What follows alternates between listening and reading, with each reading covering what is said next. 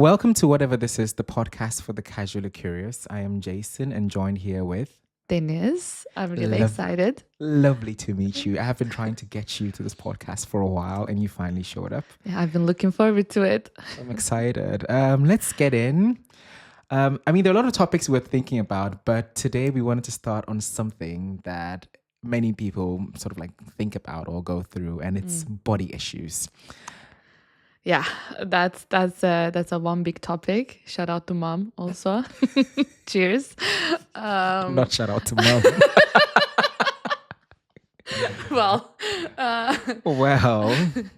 mom. Body issues. Where do we even begin? I feel like for many people, society attaches like a lot of... how do I even say it? A lot of weight. You ate that. Society attaches a lot of weight to body issues and like images and stuff like that. And once you've gotten into the new year, this is like peak season for many gyms to make their money because people feel like, oh, I need to lose the December weight. I need to sign up for a gym and do all that. Don't get me wrong. Yeah. Do not get me wrong when I say that. Maybe don't sign up for a gym or whatever, but I'm talking about like the general concept of body issues. So we're going to unpack this and hopefully we can learn a thing or two about like how we feel and like how we can proceed. So yeah. Exactly. Like, for example, I think one of the resolutions I have this year is taking up space and unapologetically doing so. Yeah. And this, I think, goes through with like accepting yourself fully and like being comfortable in your skin with or without the gym, because it's not about the size, it's about the skin you're in and how comfortable you're in it. Right? Yeah. Yeah. We all have that thing where we have this dress and then we want to like go into this dress, or we want to sort of look a certain way, and then we're like, until we get to that weight or that image, we're not gonna live life. So there are people who sort of like go to like swimming pools and like try to like cover up, or going somewhere and they don't want like show skin, and I'm like, just show whatever you want to show and just like be like be yourself. Exactly. Like just be yourself. Yeah. You have rolls, you have like thigh, not thigh gaps, but you have like hip dips and stuff like that. Just really be you, and don't sort of like put so much emphasis, because it's the thing about body images is that we all have like a destination and we get stuck to it, but it's a journey. If you want to like really improve upon your life, you can start somewhere, but don't be like until I get to like a size 6 or size 10 or what is a size 10? How is a size 10? I think in like societal standards, it's still like medium, I would say, but I think it's like a healthy size. You don't need to get to the skinny 4 or the skinny 2 to basically exist, really. You can like take up space. But I think it's the role you assign to it more than the size. Like, you think when you go down to size 2, you'll be the most like desirable, I think it all actually goes down to acceptance. At least it has been for me, because I think as like a bigger kid, like I've been a bigger size my entire life, and I was always been this funny, entertaining, life of the party member, and you do wonder, like, if you stop cracking jokes, would you still be as accepted? Like, I feel like it's you want to feel lovable, all of that. And you think, when you go down to size 6, you don't have to be anything, but just be skinny. I was watching a video yesterday and a lady was like, it's very funny how when people sort of like lose the weight, they become like very mean. And I'm like, for many people, the weight is like getting to that point is where they feel like, okay, finally I've gotten here now. I can be my authentic self. So even in friend groups or like in friendship groups, they sort of like, they make jokes at themselves. Yeah. They try to like be the one to like make the funny jokes, to laugh and all, and sort of like carry the weight and stuff like that. I feel like for many people in such friendships are unable to like bring themselves out authentically into some of these friendship groups, because they're like, there's like a group of skinny people and there's like one like mid to plus size person. It's like the person's like the glue that holds it. Exactly. Always the funny person of the group, for example. Exactly. There was a song on TikTok called the Fat Funny Friend. That's me, bitch. Yeah. And then it was like really telling, because even when they go into friendship, because they have like some of these issues, they're unable to like be present. So when they finally lose the weight or they finally get to that shape, then they're like, okay, yeah, fine, I can be mean now and all that. And sometimes, even in such friend groups, some of these people, how do I even say this? Some people are unable to like be present and be authentic because they see how the skinny friends they have sometimes also treat other plus size people and Exactly. the shady comments that they make around people. And so that's why when they also get skinny, they become meaner to their friends because they've also seen you being mean to other people. Because I lost like 20 kilos during COVID. I was a skinny bitch. And then I lost all my friends because I was the same person, but I had this friend group of like maybe 5, 6 of us. We were like very, very tight. Yeah. I had one left after I lost all my weight. Then I That's gained it all wicked. back in Berlin. But I think because, I changed the way I saw myself. It wasn't just losing the weight, like I was actually taking care of myself. Yeah. So I dropped the self-depreciating jokes. Yeah. And the second I dropped that and like kind of, what do you say, like demeaning myself in a way, I think I lost my charm for them. And that was because I stopped being entertaining and there was nothing they could get out of me more. And it was a very hard realization, but it actually taught me a lot. I was like, I don't have to be this funny character to be accepted by this like lame group of people. I'm now skinny and funny and have the best personality. So For many people, even when they go into such friendships, because of their own internal struggles, they can't really like be very present in these friendships. And it also makes them settle for friendships where they know that, okay, fine, these people don't really value me, but I'm still going to stay there. That part. So they're like, okay, I would rather be the fat, funny friend in the friend group than to not have any friends at all. Exactly. But wouldn't it rather be better for you to sort of like be on your own, work on yourself, and then once you sort of like build up your self-esteem, because the thing is that you are probably, I mean, I wouldn't say broken, but you have your own struggles before you met them. And sometimes because of our struggles, we sort of like gravitate towards these people and feel like, okay, they're going to accept me. So if I can sort of like play a character. And it's exhausting, really. It is. Every single time you sort of have to be like the calm one, the cool one, the funny one. You sort of like carry the whole friend group like on your back. And then sometimes even when they make like some of these slide comments and things, you can't really like call them out because you fear that... I have one very good story about this, actually. So in this friend group, I went for coffee with 2 of my like male friends, let's say. And one, like I had kind of like a feelings for, I thought it was sort of mutual, whatever. Ooh, not the crush. Well, it was a crash in the end. It was a fucking crash. But anywho, so we go to Starbucks. I'm like really excited. And he buys my coffee for me. Okay. And in Starbucks, you give your name. And this person, I think it's the most respectful way I can put it. Oh my God. He puts flying whale instead of my name on my cup. Shoot me. And the saddest part, I think it's a hilarious story now, by the way, but character building for sure. Tranquilize me immediately. I sat there and drank that cup. I did not say a word. Oh my God. Because that was the role I was playing at the time to be accepted. I to this day regret not flipping that table. But I sat there, had my coffee, and then went home. And did I cry? Probably. So yeah. Wow. Yeah. Crickets. Yeah. I mean, I don't know what to say, but that's the thing. We cannot really control other people's reactions and the way they behave. Sometimes people's behavior are just like a manifestation of how they see themselves. Exactly. I mean, we get that you want to be health conscious. And one of the things that I've learned now is that health conscious is not really always like the figure. No, never. So for me, I can show you like my childhood picture. I was like skinny as a child. But one thing I know, like in my family, is that we get bigger and bigger as we grow older. And I've come to like accept that. Am I going to have a 6-pack? Absolutely not. But am I still going to go to the gym? Yeah, I'm going to go to the gym. I'm going to build muscles in the place that I need to build muscles from. It may take a while. It's for the mind, body, and soul. It's for the not mind, for the body, and soul. Size. But people are like really stuck on the size, and I cannot wear. And don't get me started. I cannot wear this because I'm too big. I cannot do that. But before we even get to that point, really, let's talk about like growing up. Sometimes some of these before we get to like the place where your self-image is a bit shattered, it sort of starts from like a childhood, like absolutely, and stuff like that. Absolutely. I think the first time my mom took me to dietitian, I was in 5th grade. Oh my God, not your mom. My mom, love her to death, honestly. But actually, because she always did these like snarky remarks in a very humorous way. Like even when I was a child, she would crack me up. Like I would say at the table, I'm full, and she would be like, finally. Oh. Like hilarious. And actually, Wow. that made me have a thicker skin. So I was not really offended by any of my friends, Yeah. but I think how my friends positioned me in their lives, as we talked before, that affected how I look at myself, and I carried it through my entire life. Yeah. And yeah, This is a lot.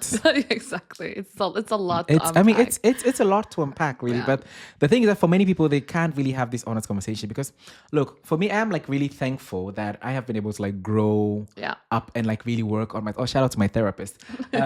Grow and like really work on myself to that point. But I have always been the confident person. It's never been like an image thing. It's like, okay, I am here and I am here to take space.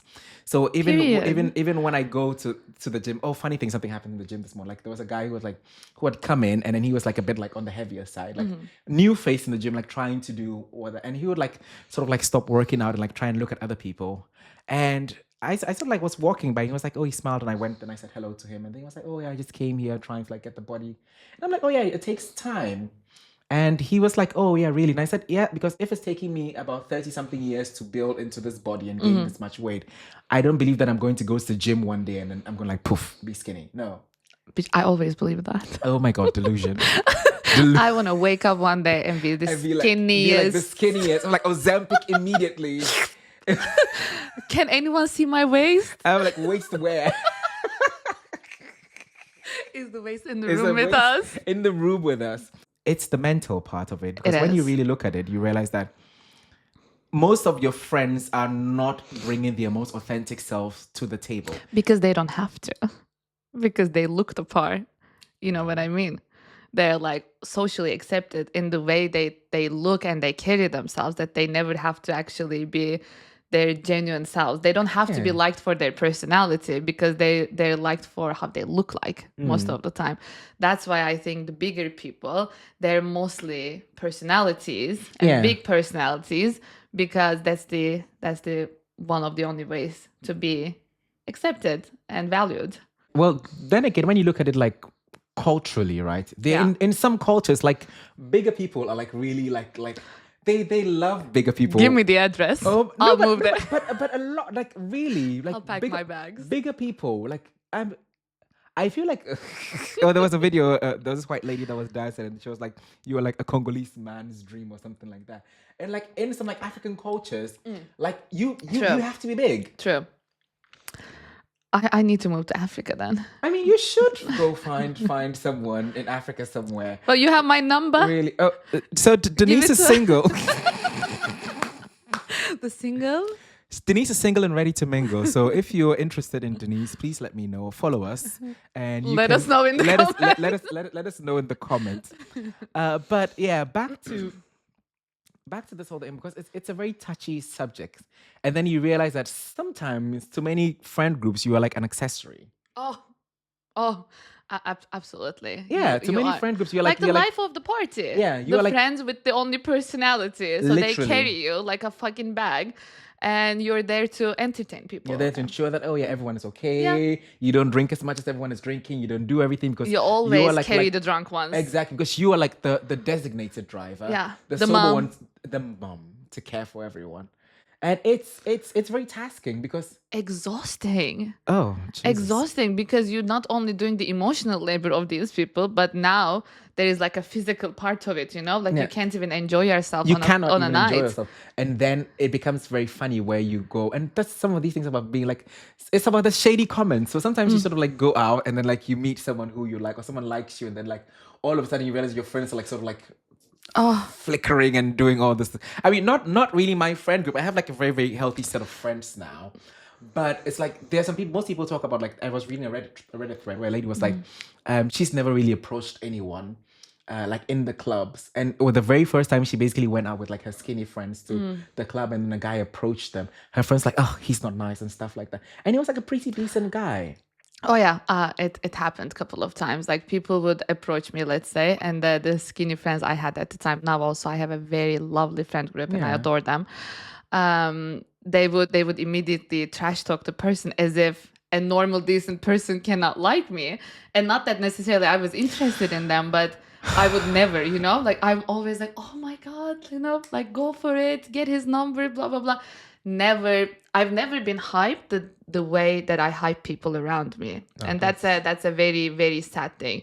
It's not the case now. I would like to clarify this because they'll be very offended. It's like, not now, friends. But no, now I feel like I actually feel like after all of the experiences I've been through about friendships, and I lost the weight, I came to Berlin.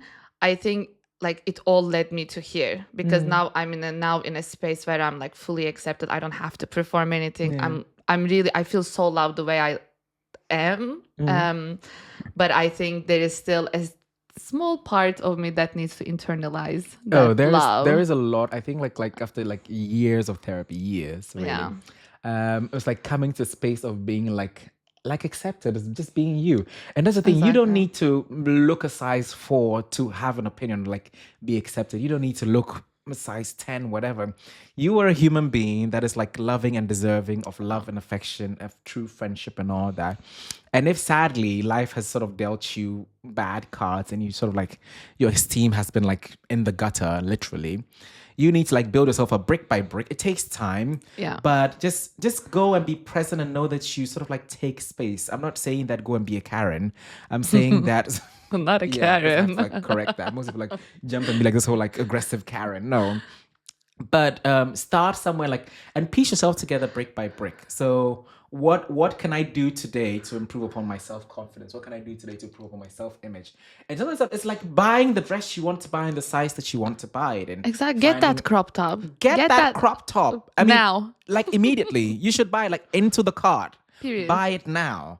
And everybody is a summer body.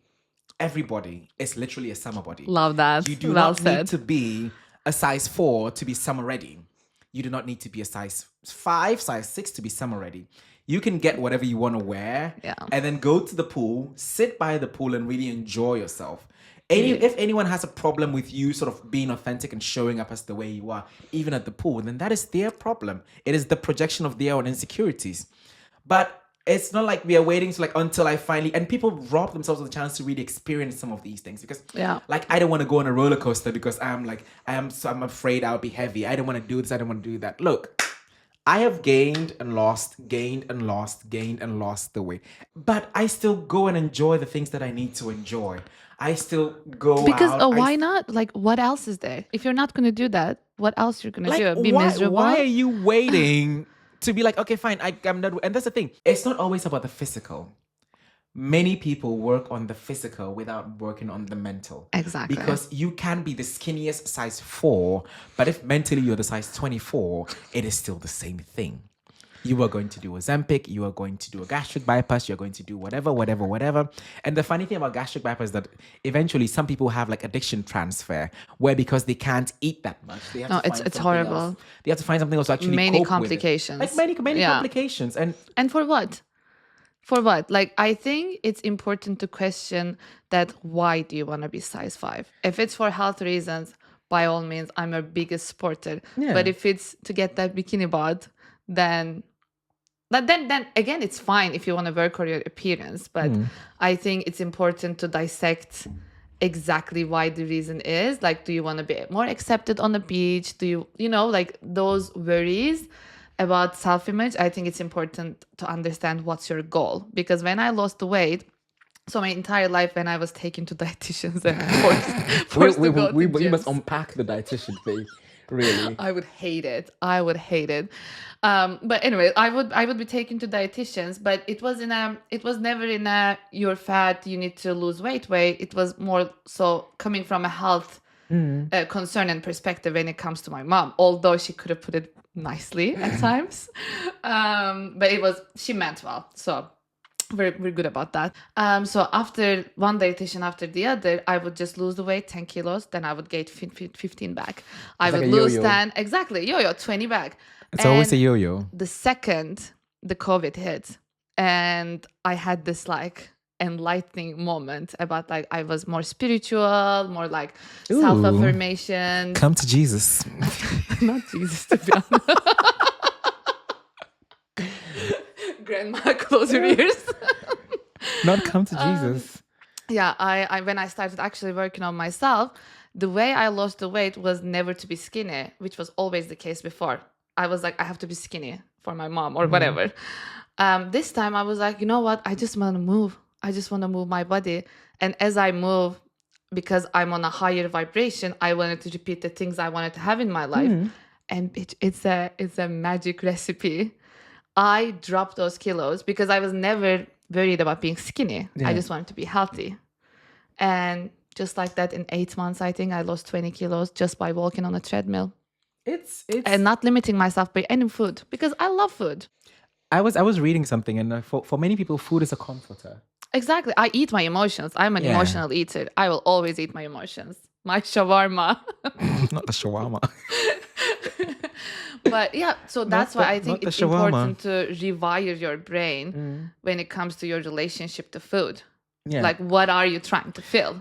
You need to identify the connection that you have with food. Exactly. And sometimes the stupid thing about therapy is that it never hits you when you're in the therapist chair. It's when you're sort of like somewhere else and you just like figure out, because everyone has like a connection to food. If Yeah. you sort of like emotionally eat, there is at one moment, or there is a story why food is your comforter. And many people have not really gotten to the point, because it's once you understand why food is your comforter, can you really sort of build a healthy relationship with food? Because until you know why, so it can be like, maybe like, for example, maybe like when you were a child, you didn't have that much food, or when you sort of like went to parties or went to visit like a rich aunt or something, you had like access to food or something. Something like that can be your story. True. But until you get to that story, it can be that maybe when you were a child, maybe you would cry a lot, or you did not make friends, and to comfort you, they would give you food. The food was just the comforter, but the problem was that you couldn't Yeah. make friends. Yeah. So that relationship is something that you sort of like need to unpack and like unlearn. And Yeah, unpacking and unlearning. yeah, it's Yeah. unpacking and unlearning. And the thing is that as we grow older and older, we need to take full responsibility of Oh, ourselves. absolutely. And that also means that some of the things that you've probably been taught as like a child, you've grown up now, you have the chance and you have agency to change it, to like redefine what it really means for you. So you can see food as, okay, fine, this is not food is not a comforter anymore. Food is more like a nourishment thing, or food is something that I need now. And you can build healthier relationships with food. I think it also, for some people, and I guess for me, for a really long time, it was like a self-destruction cycle as well. I would eat my emotions, not to also ignore them, but it was just like in a way of self-harm even. Yeah. You know, like it can manifest itself in that way too. You know it's bad for you, you know your pattern, you know your story, but you still do it because you don't believe you deserve certain things. Because when you watch like shows like My 600 Pound Life, Doctor Now, and then you watch like 1,000 Pound Sisters and stuff, like, you realize that for many people they sort of get to a point of like, okay, fine, this is it, I'm not gonna change. Yeah. But it's not really about the diets and the gym and the No. stuff like that. It's about the mindset and sort of like going back, because there is a child in every one of us. Like, there is like a small child Yeah. in the driver's seat of your life. So sometimes it's about going back and doing the work, really finding that child, and identifying at what point that hurt occurred, and then you can like work on it. Yeah, I was mind blown when my therapist put it in that way, because like I said, I always struggled with body issues or like with weight, and I do. I mean, everybody has a child trauma, but I have one. And then she was like, so it's interesting that before that you never struggled with body issues, but when that happened to you, you start eating, so you build this not only an imaginary wall around you, but you build fat as a physical so people wall. as a physical wall, because it's a survival thing. I think I've been in this survival mode for years now. So I've been building this physical wall around me, so no one can actually get to me to hurt me. It's While hurting myself actually. So it's a very, very complicating thing to unpack, to be honest. It is. It's speechless. I am gagged at this, like, really. But it's like very layered, and sometimes it's like to not like make it like a very, very heavy episode, because some of these issues are mental, and it's not always about the conscious things. It's about the unconscious things. Subconscious, for sure. Literally, the subconscious things that we say about ourselves that are there, they're always there. So like you may feel like, oh yeah, I'm in a better space now, like mentally I look good, whatever. But when you wake up and look in the mirror, it's there with Exactly. you.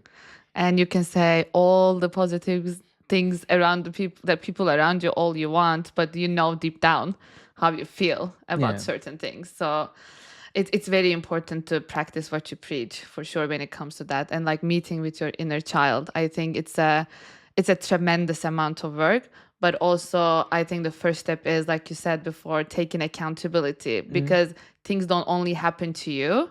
If you look at it like this, then you will always be the victim. Then you will always be the size 24 in the body of a size 6. But if you accept the fact that, yeah, things happened, they shaped you to the person you are, but you have to fucking do the work, fix yourself and move on. And then you can be a size 8 in a size 8 body, like body and mind. Yeah. So whatever has happened to you has happened for you is a quote that I heard Period. 2 years ago, and it has really like changed the way I think about life. I feel like for many people, they sort of are stuck in the loop of being a victim and say that because this thing happened to me and this, Exactly. because this thing happened to me, I'm that. But what if you decide that, okay, the fact that this thing happened to me has given me the chance, or has given me the opportunity, or has given me a different perspective to look at things like this, A, B, C, D, E. I'm not talking about the deep things that have happened to you that have sort of like shaken the foundations of your life to its core. No. Those ones are sad. Those ones are traumatic. They need to be addressed. You need to work on them, and then you need to come out on the other side. Yeah. I am talking about realizing that no matter how, for example, you were probably bullied and all this kind of stuff like that, you can wake up one day and be like, I am not going to be a victim. I am not going to let this be the story that I have for the rest of my life. Because that's the thing. Most of these people never even remember that they bullied you. Exactly. Most of they them move on. Most of them have moved on. They never Exactly. realize that they bullied you. They never They don't realize even that remember your name. They never even remember your name. And then you keep on like holding a lot of hurt for all these people. And I'm like, look, you need to come to that point and realize that, okay, it's baggage. You need to let it go. One of the things that I found very difficult doing, like in therapy, is like Let it deleting go. stuff on my phone. Oh my God. Deleting like stuff on my phone. Like I had like 50,000 images. Wow, I'm having a realization right now. I have 20,000. No, like it was 3,000 like, videos hoarding. It was like hoarding videos, like it's called emotional hoarding. It was like hoarding it. Exactly. And one of the things that happens is you sort of like are always like with the phone trying to capture a moment, and you were never really present. And you go back because you always want to go back in your safe comfort space to actually like watch these videos and realize that you were never present there. Wow. No, like really, when I was like working, I sort of got to the realization with my therapist. It's so funny, and I was like, she was like, you need to let it go. Like really, let it go. It's easy to say. It's easy to say, but the amount of shit that we like hold on to every single time we wake up, the baggage is there. You need to drop it like it's hot, literally. Drop it now. Immediately, drop it. Because some of these people don't even remember the things that they have done to you. Oh, they never do. Sometimes people act like they don't remember. Well, of course, the ones that doesn't want to take some people who accountability. do the most atrocious things to you act like they don't really remember. Because that is how they can sleep at night. Exactly. That is like literally the only way that they can sleep at night. Because it takes accountability, and some people cannot come to the point of self-accountability. So they may always hide behind the thing of I don't remember. But deep down they do remember. And it makes them easier to sleep at night because acting like, okay, fine, I don't remember. So like put it at the back of their mind because they're also going through things. You should never be in a friend group where you cannot bring your most authentic self to the friend group. Absolutely. So I was talking to my friend yesterday, and I told my friend that something that I saw on Twitter, which read that I may not know my self-worth, but I know my friend's self-worth. Exactly. So that's the thing. I may be on discounts today, but you are like a full price, and it's having like some. Oh, that's such a sweet way to put it. Like literally, it's like having like a friend groups where they understand that sometimes you also need to pick me up. Yeah. Sometimes you also need someone to also be there to like gas you up and be like, okay, fine, you go. Yeah. You can do it. Yeah. And some people never really get this friendship because they are the only one gassing other people up in these friendship groups. They are the only one who's like making everyone sure everyone feels good, everyone feels okay. They are showing up for everyone. They're being present for everyone, but not being present for themselves. The problem with some of us is that we don't also give people the chance to show up for us in the Hyper friendship. independence. We don't also give people the chance to show up for us in the friendship because we are like absolutely. hyper independent. We don't need anything. No. We have packaged for Africa, literally. We do not need. We do not. We have packaged for Africa, literally. We do not need anyone. And sometimes with the hyper independence is because we have like been like people have disappointed us so many times, and even in friendship groups, that we don't put ourselves in a space where if someone wants to do for us, we are open to accept it. So when you go into such spaces, be open to people coming up and showing up for you. Like you said, be open to friends coming up and buying things for you the same way you do. And be intentional about friends who understand how you want to be loved. Exactly. So find friends who, like, if they know that, okay, fine, you like gifts, that part. They buy you gifts. If they know that you like this, you like that. What is your friendship language? What is your friendship language? And how do you show up as a friend? Because before we delve into the whole relationship or whatever part of it, platonic friendships are going to last you a lifetime if you manage them well. And they are the relationships that save your life. And they are the relationships. They build you up. They save your life. They are one of the most important things to have, especially as a young adult. Yeah. Figuring things out, in a foreign city, or even if you're like in your own town, doesn't matter. They are the relationships that will always build you up. So I agree with that. For me, I would say be intentional about building the community. The same way that we are like really picky about our clothes and we are really picky about like where we want to go eat. And someone's like, oh, I'm a vegan and stuff like that. And we're really picky that way. Be very picky about building a community of people that even when you are quiet, they know what is going on in your mind. Wow. Be very intentional about trying to find people that sometimes you don't have to do that. Sometimes it's just like a comment or something like that. And then they're always there. They will show up for you. And then they also allow you to show up for them. Because it's not just about you showing up. The thing about most fat, funny friends is that they always show up for other people. And they're the ones giving and pouring into them. But also get to the point where you know that you're also worthy of people actually pouring into you. Showing up for you. Showing up for you. Exactly. If the friend group that you are in is not pushing you to be the best version of Denise or Jason that you have in your life. And it's not your group. Find your tribe. Find your tribe. You don't belong there. You do not belong there. No, get out and get something you deserve. That's just it. And sometimes it's hard and it's sad because you feel like, okay, fine, I don't have any friends now, whatever. But wouldn't it be better for you to be lonely, to work on yourself and know that I deserve better and be open to receiving that, than for you to still stick into spaces and with people who make you feel the lowest about yourself, who don't even regard you, who don't even count you in, but you feel like the fact that I don't want to be lonely. Look, you're already lonely. Period. You are like already lonely. Like you are alone. So take a step back, take some time. Be alone, build yourself and find your tribe. Be with yourself. And when you come back, it's game time. Oh. But until then, it's good to take a break. Exactly. Take a few steps back. Like be in your corner, work on yourself. If you want to go to the gym, go to the gym. If you want to buy the clothes, buy the clothes.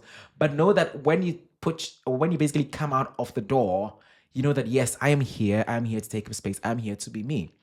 It's 2025. And if you are not working on being the best version of yourself, then what are you doing? Then what are you doing, my dear? What are you doing? Get to work. Get to work. It's been lovely talking to you and hope you've stayed tuned. I'm really excited about you, Denise. Yes, thank you so much for having me. This felt like a therapy session. It did feel like therapy. Sure. But I hope that our conversation has been able to help other people. I hope so. With their own issues. And until then, stay tuned again to the podcast, whatever this is. I am Jason and here with Deniz. Thank you for having me again. Bye. Bye.